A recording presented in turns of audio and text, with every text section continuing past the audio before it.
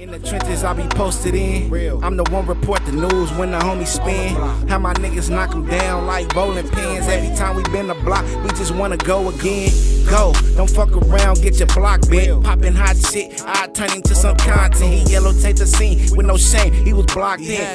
Did his thing, flee the scene when the shots in. Hoes giving lows, I don't trust them bitches, drop pins. Don't know what they be thinking, but bitch clearly I am not him. Could've been him, but it was him. Nigga, I be out the way, it's okay, I been locked in. My niggas is not rappers, Glock blasters. He think I'm just a podcaster. Head snatchers might let me off some shots after. Been a block like Ghostbusters. He got Casper. Pop it on the net, but he not gon' slide. Anything they say about me getting monetized. I see some shit, I think I'm traumatized. Rivalries, nigga, homicides. If somebody play with me, I'ma put them on the news. If I get caught with this pistol, they gon' put me up in blues. If my ops catch me lacking, gon' get brackin' with his tool. Know the odds against me, but I'm still packing, I'm no fool. What's going on, YouTube? It's your boy Young Woo back with another On The Block reaction here on The Block News. Y'all know what to do. Hit that like, hit that subscribe button, hit the notification bell. Not later, but right now. Also, go ahead and hit that hype button. Let's push this shit to the algorithm and put this shit in their faces, man. Listen, today I'm back with another Street TV video. Like I said, man, Street TV, he got this website called streetgangs.com or something like that. And, you know, when we used to be in the hood, when we finally got access to the internet, there was something going on in the hood called a computer lab. And, you know, in this computer lab, I used to look up different gangs, and that's how I knew about hoods. You feel me? And it's kind of ironic that I used to look at Street TV shit about gangs, and a lot of my content is just reacting to gangs, and Street TV happens to be in that lane of content that I react to. Shout out to Alex Alonso over there at Street TV. But listen, man, the title of this video is called Project Bo from the Pueblo Bishop Bloods in the Pueblo del Rio housing projects. So, man, shout out to Project Bo, man. Make sure y'all go subscribe to his channel, Politicking with Project Bo. Feel me? We're going to be dropping some episodes real soon from our new podcast, Homies Ain't Homies podcast, with Young Woo and Project Bo, with Project Bo and Young Woo. It don't matter. As you know, man, Project Bo, one thing I could tell y'all about him, to me, he was the first nigga I start seeing, like, on this content shit, you feel me? Even, like, really before the internet, he was on this, like, this gangbanging documentary, like Gangbanging Volume 2 or some shit like that, way back in the day. He was the first nigga I seen doing, like, getting interviewed in the hood and shit like that. So, you know, Project Bo, his name is, you know, highly recognized in these streets, internet, everything. If you type his name in, he been going viral. As you see, this interview got 310,000 views. And, you know, I'm like, shit, this fall in the line of the content that I react to, and plus I know Project Bo, feel me, plus I'm from the hood too, so it's a must. I react to the content. We finna get this shit going, man. Let's get it. Pueblos, man, 54th Street. We right here in the Pueblos right now on 54th and Holmes. Feel me, out here thugging. Got my boy Alex out here from Street Gangs, man. Shout out, man.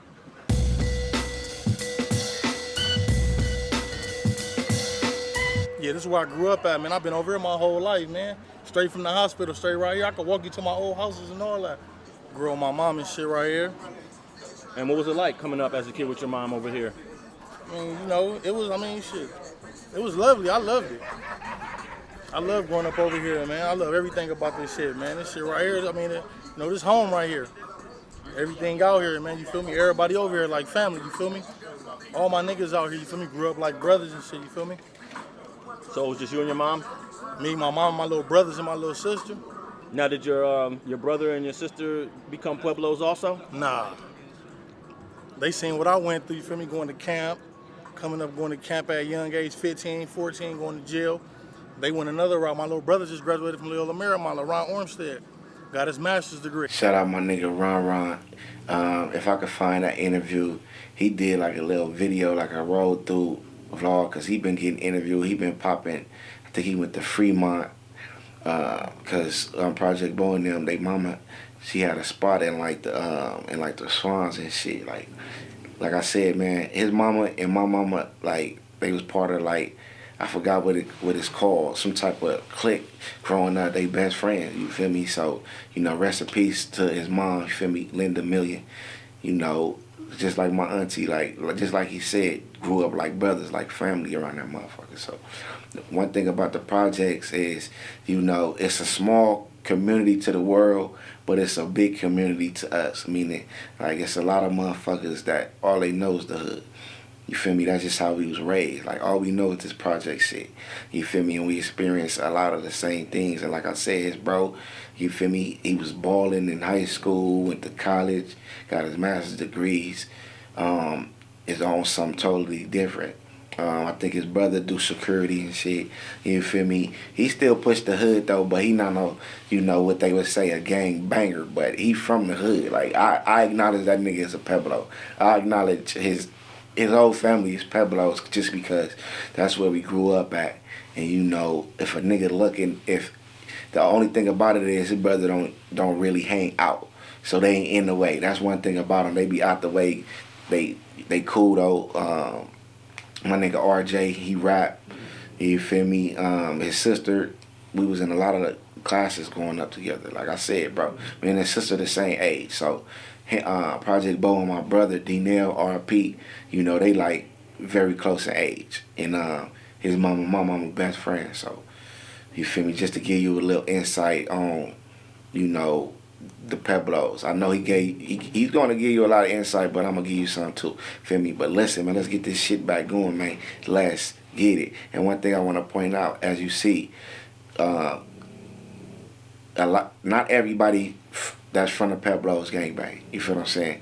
Not everybody that's living in these neighborhoods take part in gangbang activities. You feel me?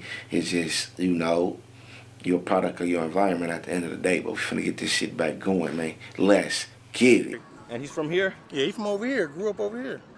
He had it kind of easy, you feel me? He had me, so I was his guidance, you feel me? I was the one that taught him everything. He know how to play basketball, how to shoot a basketball, all that. So he had it kind of easy, just follow my footsteps, but went a different route. So you didn't want him to be a Pueblo? Hell nah. None of my little brothers, none of them. And why? Talk about that. I mean, shit. I didn't want them living the life I live, man. Going to jail, getting shot at, doing little shit, man. You feel me? Doing all the little gang banging shit that come with this shit. I wanted a different life for them, you feel me? So, I mean, this is where I'm at. My mom, my dad, a G from my hood. Everybody from my family, you feel me? My uncles, everybody. My grandma lived over here. She came from Louisiana in the 50s and moved over here on 52nd. So this all family right here. Shit, the low bottoms basically is like, from here, the villains, the 20s, the 4 trays, all that shit, the low bottoms, man. All that shit start from like Slauson on back. My mom passed while I was in the pen, 2012, March 6th. And how did you get the word that happened? Shit, a phone call from my counselor. Gave me a phone call to call home. I called home and shit. My family like, shit, yo, mom passed. I went crazy from there though, nigga kind of. And if anybody know Linda, one thing you know about her, nigga, she love her kids. On my mama, she love all her kids. Real shit, like on my mama, like real one, solid, nothing but love for her. But as you see, man, a lot of people partake in this gang banging life. Once they realize it ain't for them, they don't want their family to follow their footsteps. It's just like I said, man. You might have a family, you might be the toughest nigga from your hood gang banging, but a lot of niggas be creating families outside of the hood, and their kids be growing up different just because they want better for their kids, as you should.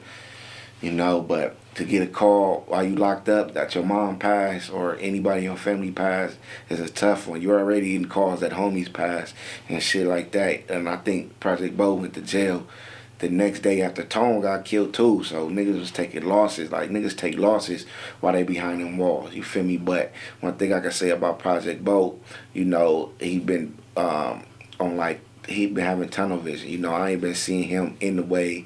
I've been seeing him grind. He's still dropping music. You feel me? I got his number. I could call him anytime.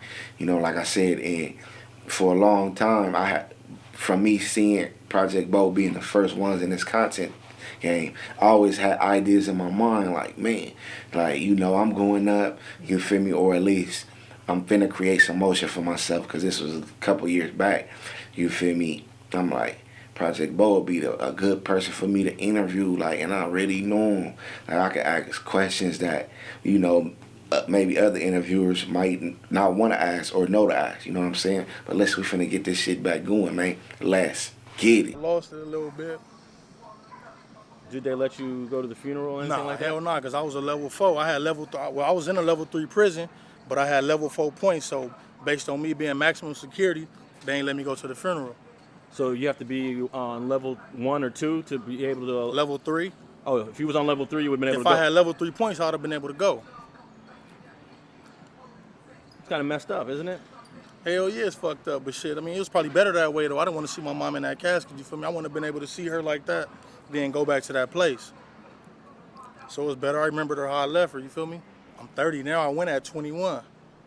My 8 years was, you feel me, that shit, it had its ups and ups, had its ups and downs.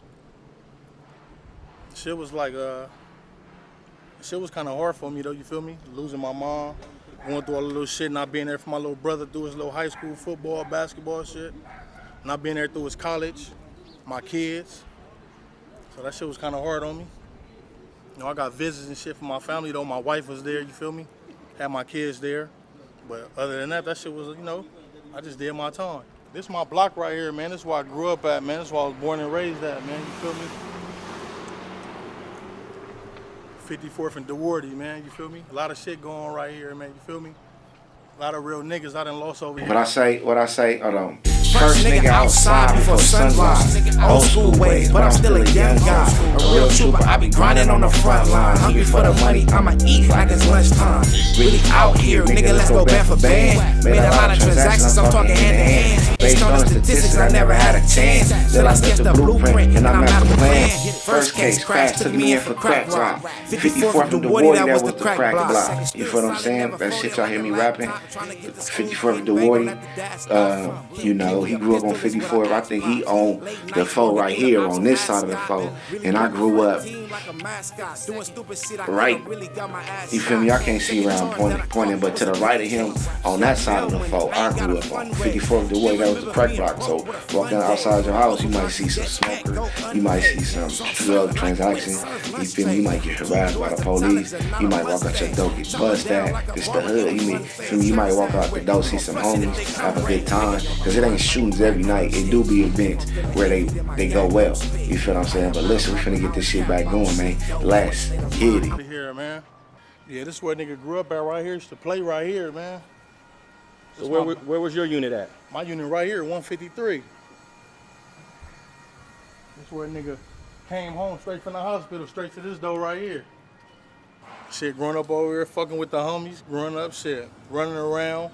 Nigga used to run from the police, and they wasn't even chasing us. We was kids. They pull up, we'd just run, little kids. So, you know, that kind of like kicked it off for us, man. That seems to be an instinct that a lot of people don't understand. A lot of blacks run from the police just to run, not because they dirty, not because they did something illegal. They just don't want to deal with them. Yeah, I don't like dealing with them. I don't like dealing with them, man. But now it gives them the reason to just pull out their straps and start dumping. Start shooting. For no reason. Yeah. And remember I told y'all where I was posted with the homie, the police pulled up on us and he just started running for nothing. Like, as far as I know, he ain't had nothing on him. I know he ain't had no strap on him. I know for a fact he ain't had no strap on him. But the police chased him. I just stepped to the side. Like, motherfuckers used to burn Christmas trees and nigga get run from the police. Like, it's crazy because the shit niggas grow up to become gang members that actually have to run from the police. It's like you're training for this shit for no reason before you even have to do it. Like, you see the police, you just run. We just know to run from the police. My mama, I've done it, but I'm saying when I got older, I started seeing that shit as a danger, as a threat. You just run for no reason. You feel me? I give a motherfucker an opportunity to just harass you anyway. Plant something on you, whatever. So I'd rather not run knowing if I ain't got nothing on me. You know, it might be some witnesses to see. Because, you know, if the police pull me over, nigga, I'm not pulling over on the side of the street where there's no witnesses. I'm pulling up to something that's fully lighted. Nigga, that got cameras surveillance. So if they plant something on me, hey, they planted that on me. Y'all need to go get them surveillance cameras, you feel me? But listen, man, we finna get this shit back going. Let's get it. Pretty much. That's what's going on in the world right now. They killing up all these black motherfuckers for nothing. And they shot my relative, Big Wolf, right here. I'll walk you right there, too, man. They killed my relative, man. You feel me, over here? For nothing. Killed her for nothing. He was already laying down, already cuffed up. Shot him in the back of the head. Fucked up, but shit. That's how the police is. You motherfuckers cricket, man. My first camp program was for a pistol. And rest in peace, Big Wolf. You feel me? Hopefully somebody do a video on Big Wolf.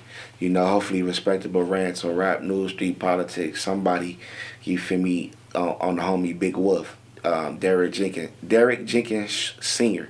You know, he had just walked out his baby mama's house, you know, with his son, which is his junior. And I guess the police, they seen him. They shot him on right there on 55th in Staunton Avenue, you know, and not only was he killed by LAPD, but that was the second kill within a 10-year period by that officer. You know what I'm saying? And he was unarmed, and they killed him. Right, like I said, on 55th and Staunton. And at that time, I was at the homie Jorge house with my nigga Lil Chubb, you know, because we used to play video games and shit. I used to be at Jorge house a lot, you know, playing video games. You know, his mama came in like they just killed Wolf. We turned on the news. We hear that. It's crazy to watch the news and see what's going on, but actually be behind the scenes listening to the helicopter, like what's going on, see the lights flashing. We look out the windows, you feel me? I'm finna get ready to go home, but I think it might not be a good time to go home right now. You know, we want to see everything that's going on, but I don't think I spent the night at his house that night.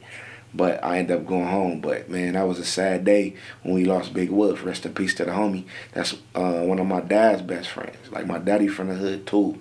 You know, my mama from the hood, my daddy from the hood, my uncles, my sisters, my brother, my cousins.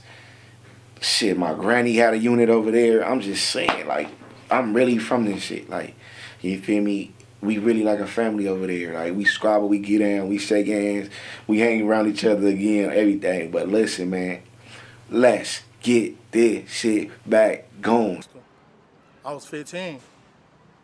For my first camp program, I was in Camp Houghton. I was up there for 9 months, did a little 9-month program. But I've been going in and out the hall since I was 13.